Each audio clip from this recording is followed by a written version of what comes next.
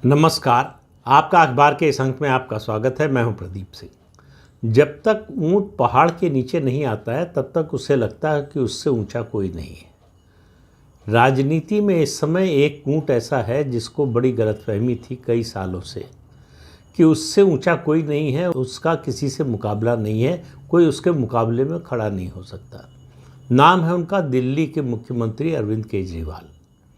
अरविंद केजरीवाल को लगता था कि उन्हें कोई हाथ नहीं लगा सकता, वो कट्टर ईमानदार हैं और लोग मानते ही ऐसा वो मानते थे।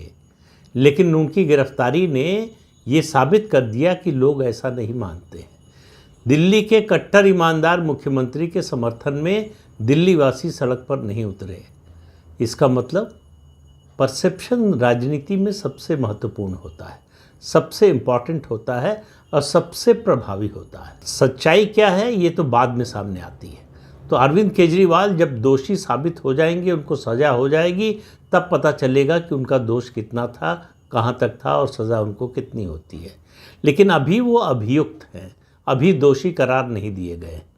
तो अभी परसेप्शन राजनीति में, परसेप्शन चुनावी राजनीति में, खास तौर से सार्वजनिक जीवन में कोई भी हो, उसमें परसेप्शन आपके बारे में लोगों की धारणा क्या है ये बहुत महत्वपूर्ण होता है।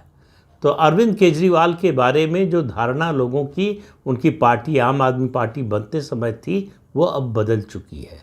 इस सच्चाई को अभी भी अरविंद केजरीवाल स्वीकार करने को तैयार नहीं है, इसलिए जेल से नए नए हथकंडे अपना रहे हैं, नई नई जो है चालाकियाँ कर रहे हैं। कभी अपनी पत्नी से संदेश भिजवाते हैं, पत्नी उनकी उन्हीं की कुर्सी पर बैठकर, जो उनके आवास पर मुख्यमंत्री का कार्यालय है उसमें बैठकर, जहाँ से अरविंद केजरीवाल वीडियो बनाते थे, वीडियो संदेश जारी करते थे, वहाँ से वीडियो संदेश जारी कर रही हैं। पहले शहीद भगत सिंह और डॉक्टर अंबेडकर की फ़ोटो होती थी, अब उन दोनों के बीच में अरविंद केजरीवाल की फ़ोटो लग गई है। यानी उनसे तुलना की जाने लगी है कि कट्टर ईमानदार को जो है, जैसे इन लोगों को अंग्रेज़ों ने सज़ा दी थी, अंग्रेज़ों का विरोध झेलना पड़ा था, वैसे ही कट्टर ईमानदार को इस सरकार का विरोध झेलना पड़ रहा है। लेकिन इस सब से लोगों पर असर नहीं पड़ रहा है। तो दिल्ली सरकार में मंत्री आतिशी से एक नया शगुफा छुड़वाया गया। कहा गया कि अरविंद केजरीवाल की तबीयत खराब हो रही है बहुत तेज़ी से, और जब से ईडी की कस्टडी में जेल गए हैं तब से उनका वज़न 4.5 किलो घट गया है।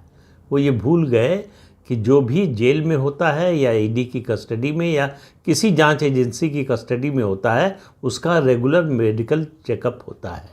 और अरविंद केजरीवाल चूँकि सिटिंग चीफ मिनिस्टर हैं, इसलिए तो उनका होना ही था। तो जेल अथॉरिटीज़ यानी तिहाड़ जेल प्रशासन ने बयान जारी करके कहा कि ये सरासर झूठ है। अरविंद केजरीवाल जिस दिन जेल में आए थे उस दिन उनका जितना वज़न था उतना ही वज़न आज भी है, उनके वज़न में कोई कमी नहीं आई है। दरअसल उनको, अरविंद केजरीवाल को समझ में नहीं आ रहा है, उनके शरीर का वज़न नहीं घट रहा है, उनका राजनीतिक वज़न घट रहा है। राजनीतिक कद तो पहले ही घट चुका है और ये राजनीतिक वज़न जैसे जैसे वो तिहाड़ जेल में समय बिताएंगे लगातार घटता जाएगा। अब उसको बढ़ाने के लिए इस तरह के हथकंडों का सहारा लिया जा रहा है, सहानुभूति जुटाने की कोशिश हो रही। बेचारा, उनको बेचारा साबित करने, उनको सताया हुआ और प्रधानमंत्री नरेंद्र मोदी और उनकी सरकार को अत्याचारी के रूप में दिखाने की कोशिश हो रही है। अभी तक पिछले 1.5-2 साल से 2021 जब से ये शराब नीति बनी, आबकारी नीति बनी थी दिल्ली सरकार की, और उसके बाद जो घोटाला सामने आया, तब से लगातार आम आदमी पार्टी का हर बड़ा और छोटा नेता ये कहता रहा कि कोई घोटाला हुआ ही नहीं है। खुद अरविंद केजरीवाल बोलते रहे कि ये घोटाला है ही नहीं, ये तो तथाकथित घोटाला है, ये फर्जी बातें कही जा रही हैं, इसमें कहीं कोई घोटाला नहीं हुआ है। अब उनको समझ में आ रहा है कि घोटाला हुआ है। तो संजय सिंह जेल से निकले और सीधे सामने आए और आरोप लगा दिया कि दरअसल ये घोटाला हुआ है और इस घोटाले का फ़ायदा भारतीय जनता पार्टी को हुआ। तो चलिए, आम आदमी पार्टी ने ये माना कि दिल्ली में शराब नीति जो बनी थी उसमें घोटाला हुआ है। अब भाई कोई उनसे पूछे कि सरकार आपकी, नीति आपने बनाई, शराब व्यापारियों के फ़ायदे के लिए उस नीति में परिवर्तन संशोधन आपने कराया, उसका फ़ायदा आपको मिला, ईडी के पास प्रमाण है कि कैसे हवाला के जरिए पैसा आया, गोवा के चुनाव में उसका इस्तेमाल हुआ, कहाँ कहाँ इस्तेमाल हुआ, किन किन लोगों ने इस्तेमाल किया, किसको पैसा दिया गया, ये सब डॉक्यूमेंट हैं केवल गवाहियों की बात नहीं है। जो वो बार बार कह रहे हैं कि वो फलां को गिरफ्तार किया और उससे 8 बार पूछताछ हुई, 7 बार पूछताछ हुई, उसने केजरीवाल का नाम नहीं लिया, लेकिन 9वें में नाम ले लिया या 8वें में नाम ले लिया तो उसको ज़मानत मिल गई। ज़मानत तो आपको भी मिल गई है, इसका मतलब ये नहीं है कि आप निर्दोष सिद्ध हो गए हैं। ज़मानत मिलना जो है निर्दोष सिद्धि का कोई प्रमाण नहीं है। ज़मानत इसलिए मिल गई है कि अदालत को लगा कि अब आपको जुडिशियल कस्टडी में रखने से जांच एजेंसियों को कोई लाभ नहीं होने वाला, उनको कोई नई चीज़ नहीं मिलने वाली, इसलिए आपको ज़मानत मिली है, आप बरी नहीं हुए हैं।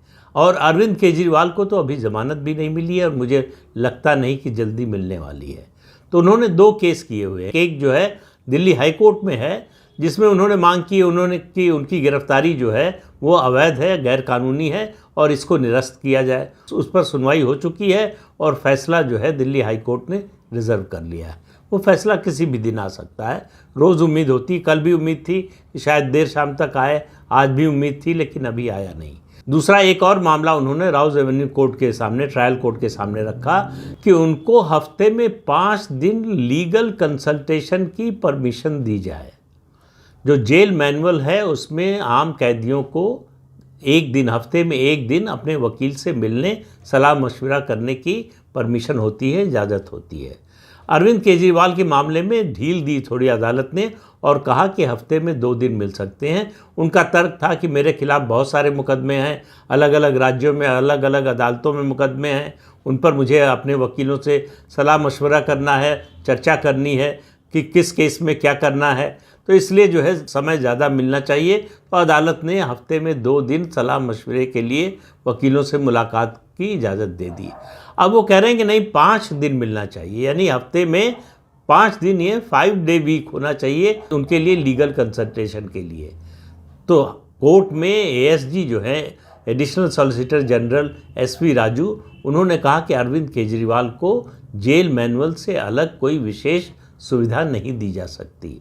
उनको 5 बार, हफ्ते में 5 बार अपने वकील से मिलने, सलाह मशवरा करने की इजाज़त नहीं दी जा सकती। इसकी सुनवाई पूरी हो गई है और अदालत ने 9 अप्रैल को फैसला सुनाने की बात कही है। 9 अप्रैल को इस पर भी फैसला आ जाएगा। अब बाहर आए संजय सिंह लगातार हमलावर हैं भारतीय जनता पार्टी पर। वो एक बेसिक बात उनकी समझ में नहीं आ रही है, अरविंद केजरीवाल की भी समझ में नहीं आ रही है, उनकी पार्टी के जो उनके समर्थक नेता हैं उनको भी समझ में नहीं आ रही है कि ये मामला जो है ये पीएमएलए का है, prevention of money laundering act का। Prevention of money laundering act का कानून कहता है कि जांच एजेंसी को ये साबित नहीं करना है कि आप दोषी हैं, ये जो अभियुक्त है उसको साबित करना है कि वो निर्दोष है, उसने कोई गलती नहीं की है, उसने कोई अपराध नहीं किया है। इसलिए आप भारतीय जनता पार्टी पर कोई भी आरोप लगा सकते हैं। आप चुनाव प्रचार में इसका प्रचार कर सकते हैं कि भारतीय जनता पार्टी के लोग भ्रष्ट हैं, उन्होंने भ्रष्टाचार किया, इस तरह का कोई भी आरोप लगा सकते हैं, वो आपकी मर्जी है। लेकिन उससे आप निर्दोष नहीं सिद्ध होंगे। आपको निर्दोष अपने को सिद्ध करने के लिए प्रमाण देना पड़ेगा। जो इलेक्ट्रॉनिक एविडेंस है, जो डॉक्यूमेंट्री एविडेंस है ईडी के पास, उसकी काट लाना पड़ेगा। जब ईडी कह रही है कि जब ये नेगोशिएशन हो रहा था तो जो लोग उसमें शामिल थे वो जहाँ पर थे वहाँ आप भी मौजूद थे, तो फ़ोन का रिकॉर्ड बताता है, इलेक्ट्रॉनिक रिकॉर्ड बताता है कि आपकी उस समय जो है लोकेशन क्या थी, तो आप वहाँ पर मौजूद थे। उसके अलावा जो चैट है, और जिसको कहते हैं ना चोर की दाढ़ी में तिनका, सवाल ये है कि जांच एजेंसी जब आपसे पूछताछ के लिए गई तो आपसे कहा कि अपने फ़ोन का, आईफोन है, कहा कि इसका पासवर्ड बता दीजिए। आपने कहा कि मुझे भूल गया।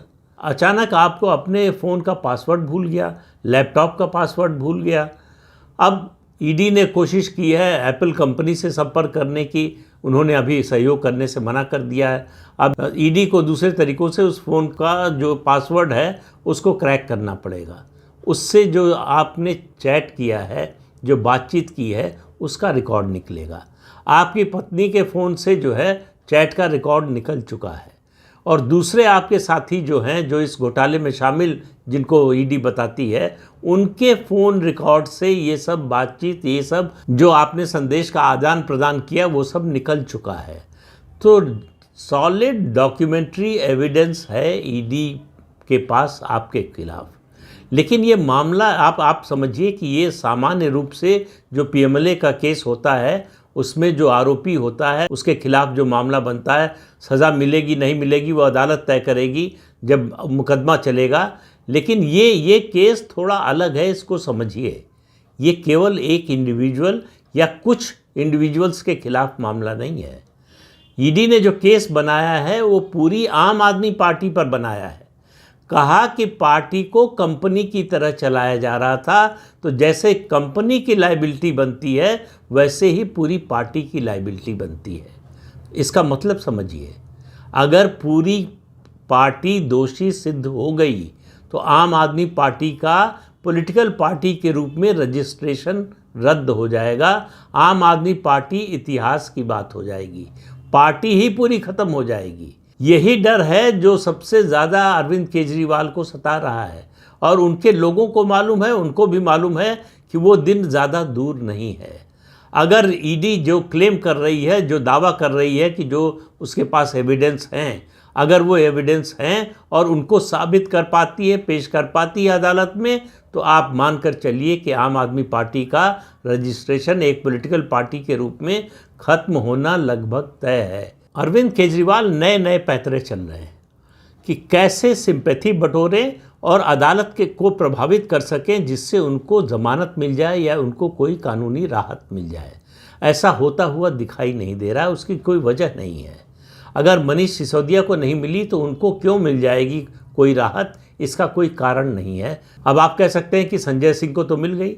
संजय सिंह का केस अलग था, पिक्यूलियर केस था, ये अदालत ने माना, सुप्रीम कोर्ट ने माना, और इसीलिए सुप्रीम कोर्ट ने अपने फैसले में ये लिखा कि संजय सिंह के केस को नज़ीर न माना जाए, प्रेसिडेंट न माना जाए, और दूसरे मामलों में इसको अप्लाई न किया जाए। हालांकि अभिषेक मनु सिंघवी ने इसकी कोशिश की हाई कोर्ट में और ट्रायल कोर्ट में भी, लेकिन अदालत ने इसे मानने से अभी फ़िलहाल तो मना कर दिया है। तो संजय सिंह का केस, यानी उनको ज़मानत मिलने का केस अलग है, अरविंद केजरीवाल का मामला अलग है। 4 बार मनीष सिसोदिया को ज़मानत देने से सुप्रीम कोर्ट मना कर चुका है। अरविंद केजरीवाल के खिलाफ जो प्रमाण हैं वो मनीष सिसोदिया के खिलाफ जो प्रमाण है उससे ज़्यादा पुख्ता है। तो ऐसे में अरविंद केजरीवाल का जल्दी जेल से बाहर निकलना कठिन है, और वो कितनी भी कोशिश कर लें सिंपैथी जुटाने की, विक्टिम कार्ड खेलने की, उसका उनको कोई फ़ायदा होता हुआ दिखाई नहीं दे रहा है। तो इस अंक में इतना ही। अगले अंक में फिर मिलेंगे किसी नए मुद्दे के साथ। तब तक के लिए अनुमति दीजिए। आपसे अनुरोध है कि ये चैनल देखिए, शेयर कीजिए, लाइक कीजिए और सब्सक्राइब ज़रूर कीजिए। नमस्कार।